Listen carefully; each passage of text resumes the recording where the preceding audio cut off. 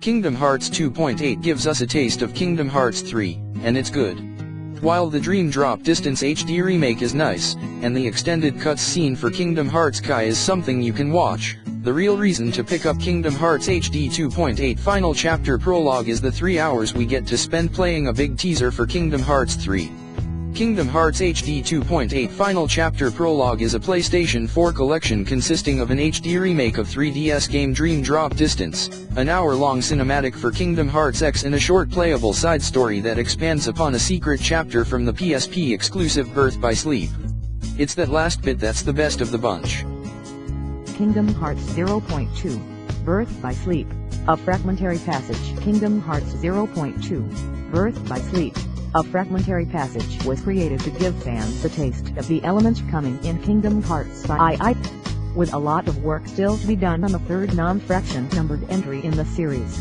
This is as close as players are going to get to Kingdom Hearts II for a while.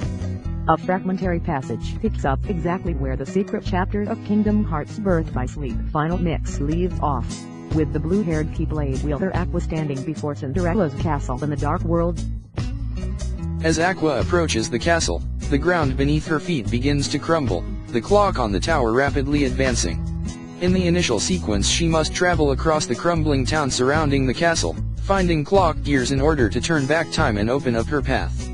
The area serves as both a tutorial and an introduction, returning gameplay elements, easing the player into the flow. Shot locks, double jumping, transformations, that sort of thing. Once all of the clock gears have been found, it's time to move on, but not before we finally get to take on one of these damn things. They have been teasing us with these heartless swarms for years now, and they do not disappoint. They take those little bastards we've been mowing through for ages and make them daunting again. Here's 15 minutes of the game in action, from collecting clock parts to fighting that heartless whirlwind. Things to take note of in the video. Movement is quick and fluid, though the running gait takes a little getting used to. Combat is pretty intuitive, though things can get pretty chaotic during the big boss fights. Everything runs beautifully, and the game looks lovely. After the fight, SQUA continues her journey through the Dark World, sliding, hacking and fighting her way through mirror puzzles, strangling vines and more heartless than you can shake a Keyblade at. The entire side story, cuts scenes, and exploration included, runs about 3 hours. A fragmentary passage isn't without its downsides. For a 3-hour game, it sure repeats boss fights a lot, though each time a boss returns they're slightly different. It's a fairly linear experience that opens up from time to time in confusing ways. I spent a portion of the 3 hours lost in a twisting thorn-choked cavern. Any negatives are instantly negated, however, by the ability to complete challenges to unlock new cosmetic items to dress up Aqua. Once the player finishes the 3-hour tour, unlocking more costume bits is a worthwhile reason to restart, perhaps at a higher difficulty.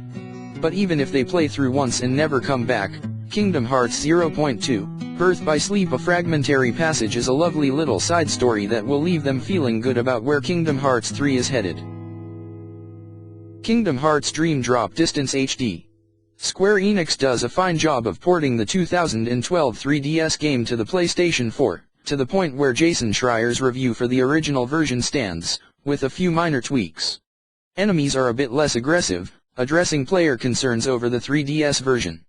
Touchscreen minigames and menus have been reworked in order to facilitate a gamepad. The HD graphics look gorgeous, bright, and colorful.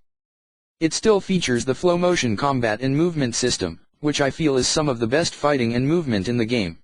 You're still partying with Pokemon-esque Dream Eaters rather than Disney friends, which is both sad and joyous at the same time.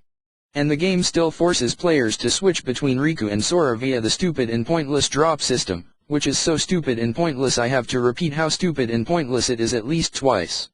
Dream Drop Distance isn't essential Kingdom Hearts, but it's a nice little treat on the PlayStation 4, especially if you never got your hands on the 3DS version. Kingdom Hearts Kai back cover. The weakest of the 3 offerings in 2.8, Kingdom Hearts Kai back cover is an hour-long movie that basically tells the story of the Facebook/mobile prequel to Kingdom Hearts. It revolves around the animal masked foretellers, the overseers of the dwindling light in the world leading up to the Great Keyblade War. There are some cool visuals and some excellent voice acting, but on the whole I was pretty bored with back cover. Were I more invested in the mobile game I would have enjoyed this more, but I am not. In case anyone needs more incentive, free themes upon completion, everybody.